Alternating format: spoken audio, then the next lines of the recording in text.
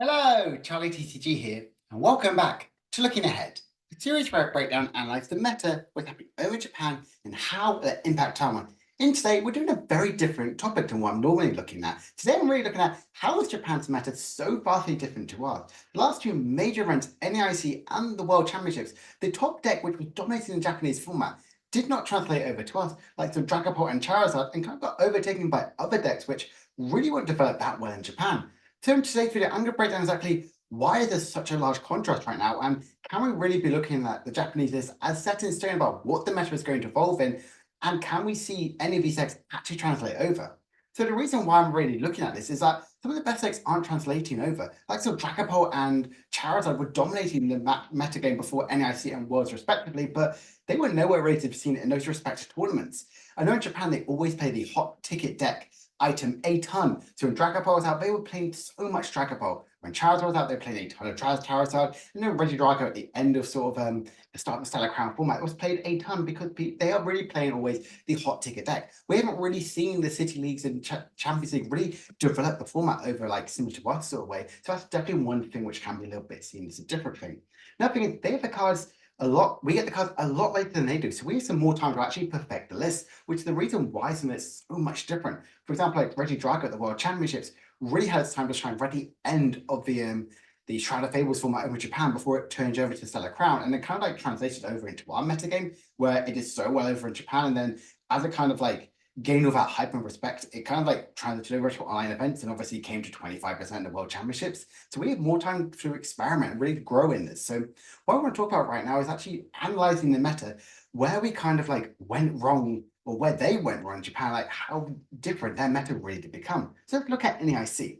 Looking beforehand at the City League Championship, we could see Dragapult when it was out in the Tilmas format. It basically was a 24% deck, which is a huge high percentage number for definitely a well-known brand new archetype, which really was very well done, but it was played so differently to how we were. There was obviously the Xatu build was the main sort of package. They weren't really catched on to the Pidgeot and Mela build. That was only really, I'm going to cover a little bit later, talk about much more later in our sort of format. And even like some Gardevoir, which obviously was 6 of the top 8 NEIC decks, was a 4.4% archetype. And looking at this one, we can kind of see like some of these decks were very interesting. And if we just translate over to the first like Champions League of when it was legal, we could see Dragapult was 26.8%, Lugia was 14%, and Gardevoir was still down for his 4%. Now I did get the top 8 placement, and I believe, top 4 placement, I believe Dragapult also did do that well in Japan. But if we just see about how it translates to NAIC, it was completely different. When we look at this, Lugia was 17.9. We look here, it was 13.5, so much, much higher. Like a Raging Bolt Ogerpon was 15%, wasn't seen at all on the graphic. Theoretic Gardevoir was a 4% deck, all of a sudden to a 14% deck, and Dragapult going down from a 25% archetype, going down to 5%. That is a huge difference and such a huge stark sort of change. So one of the reasons like looking and analyzing this meta is why was it so different? Why was Dragapult all of a sudden like went from his high tier archetype and I was constantly testing. I fell in for the hype and like created a marketing video. I did so much testing, but honestly, it's the whole partner it was paired with. Originally, it was released for like some Xatu, and Xatu was seen as like, oh, it's really good. It's energy acceleration, it's draw. But actually, the best partner was like so Pidgeot, which I saw definitely more publicized and talked about by Andrew Mahone from Tricky Jim on Twitter. He was saying like, oh, it's Pidgeot is the best build, and kind of like we jumped into on that, like building something like Zard, but it wasn't really performing as well. It wasn't drawing as well as things. Lugia was so much better than we thought it would do because it was so powerful. The likes of Cinccino was already really strong, but Blood Moon Luna really impacted the archetype with legacy energy as well. So obviously Lugia was seeing a lot of hype and did incredibly well at the Champions League and the City League as well. And also, I think Japan was really sleeping on Gardevoir. Gardevoir wasn't played an absolute ton. It was still discovering it. Heck, obviously, you know my sort of view on Monkey Dory. I didn't expect it to be as powerful as it once was, and we saw it absolutely dominate it. The format had such a different metagame. We weren't in the Raging Ball Ogerpon. That wasn't really discovered yet. There wasn't time for Dragapult to really grow because they were still stuck in the Xatu. So the reason why the meta is so different there is because we had more time to plus out. We looked at it and analyzed, and we saw that how well it did in the Japan like championships. We saw this Raging Ball Ogerpon. We saw Lugia do incredibly well. So that's where the metagame really developed and went forward to. And that can be really evidently seen in NIC. But now I want to really talk about the World Championships, now where the meta went so differently and so stark. Because if we just look at the top place in archive did really well in the gym challenges. Again, gym challenges was like the city, like not the city challenge, league challenges, so they are. So definitely again take them with a huge pinch of salt. We can see that Charizard was the best played archetype, but Regidrago and Lugia were right behind it. The whole reason why is like when we saw its release, everyone's on the Dusknoir hype. Our Dusknoir made Charizard so powerful, making it basically do 290 damage, effectively maximum with a what's it, Defiance Spell and a Dusclops on the active Pokemon. You can get one hit KO nearly every single Pokemon in the format. But it wasn't really until the later game where people realized that Regidrago is really good with Ogerpon, and Regidrago has an incredible Charizard matchup. So obviously in Japan, this went to skyrocket, and Regidrago was played a ton because they realized we've got Ogerpon. We've now changed the Raging Bolt to like Giratina. We have the likes of Ogerpon actually one hit KO Charizard. We have Kyurem, we have Goodra, we have Dragapult. There were so many things that made Regidrago so much stronger, and we could see this really did happen right at the tail end of the format. We definitely really did overlook Regidrago, definitely. I think NIC was a perfect example. Regidrago got a top 16, I believe, and then after since then, it's had an on-stream slaughter, being absolutely powerful. And then we look at the top 6X here, pretty much translates completely over to like the World Championship with like Regidrago being 25% of the meta game and Charizard only being just below 13. Now, this was definitely a bit of a shock, but lots of people in the world sort of leading up to this one really did kind of like have this worry about Charizard that Dusknoir isn't enough, it's much more fragile, and we can see this in the top players' picks. But again, we see this all here. We saw the Iron Thorns really develop, which, if we look over in Japan's metagame, was a tier 4 archetype. It's much lower down than where they fall. And like, so Dragapult making like 5.5 thousand sort of points at the challenges, basically, it's not anywhere in the top 6 because Japan still favor that deck a lot more than we do over in the West. They much prefer the Zati build because they really love that draw factor. And obviously now in the Stellar Crown, it's a much, much stronger contender. So again, just really looking at this one, why did we really overhype Charizard?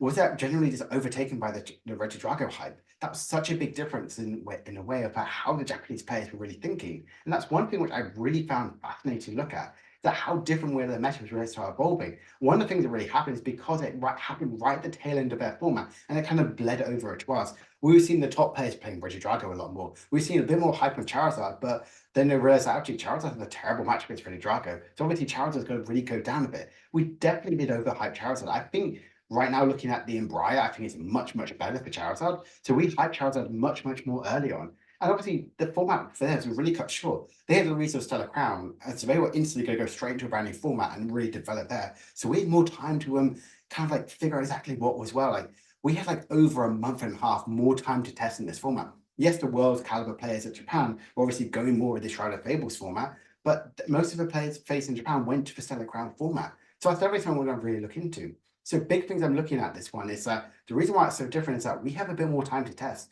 We have more time to refine the format. Because Japan's format is so fast, so aggressive, and constantly changing like every other month.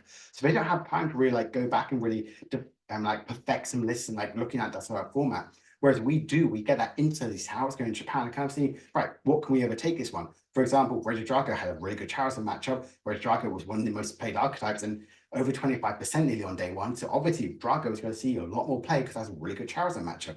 Lots of the key top players who play Charizard didn't go with Ductile because they were really worried it could be a bit fragile and go with the Rabsco to have that Regidrago protection. Similar thing case with the NAIC.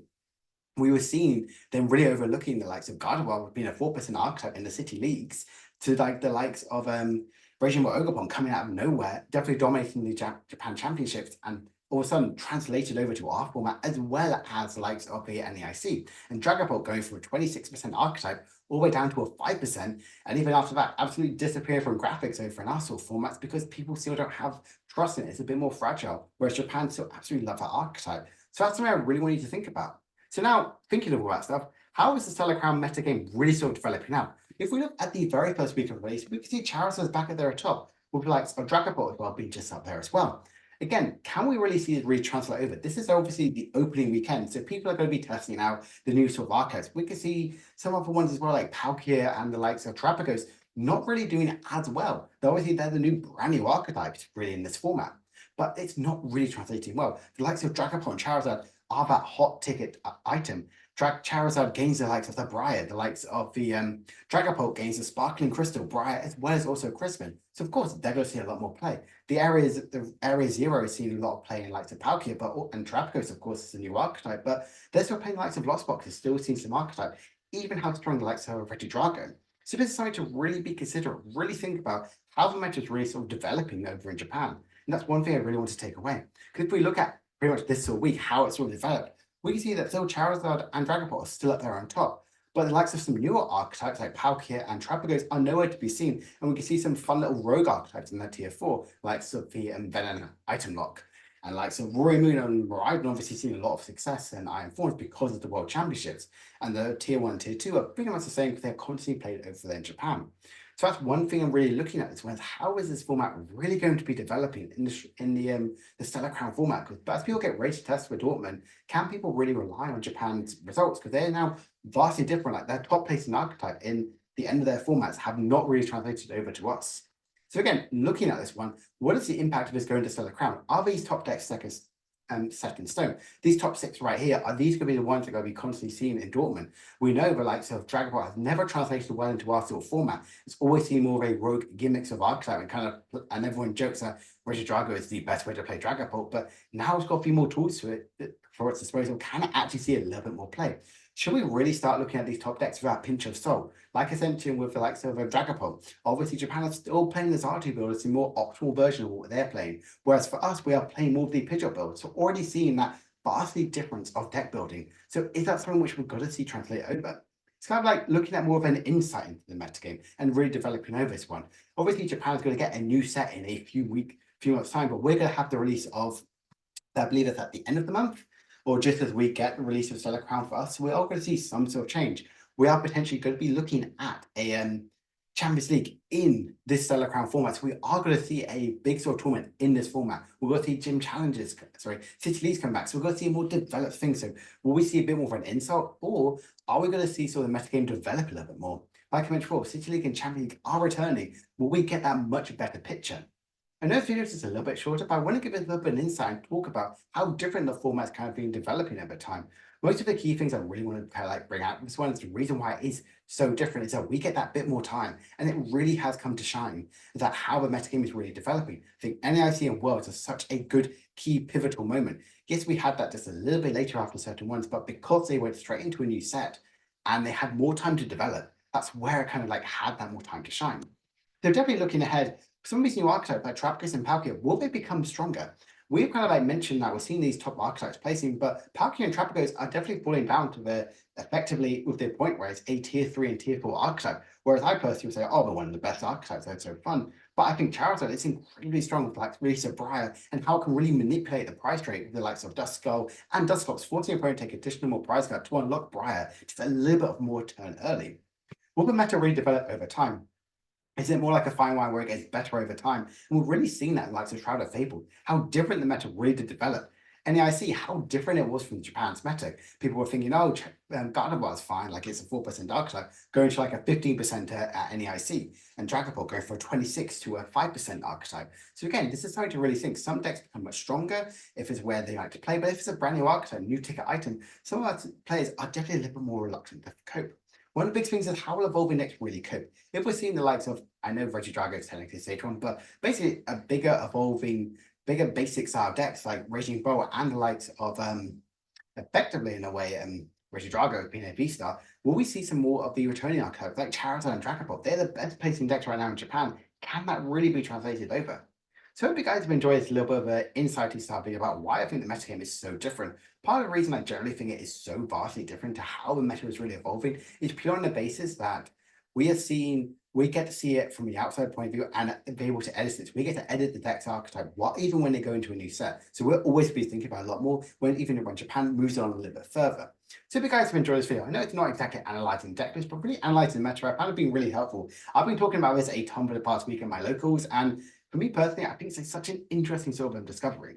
So my name is TCG. I hope you guys are interested in this video. If you have, please remember to like, subscribe, and comment down below. Why do you think the meta is so vastly different? Is it because we get the cards a lot later, we have more time to test? Is it because Japan doesn't really realize and unlock the full capability? And could generally be because we don't have these big events like the City League and Champions League as well, but they have no real time to refine the list and really analyze the meta in great detail. So I hope you guys have enjoyed this video. My name is TCG, and I'll see you guys later. Bye for now.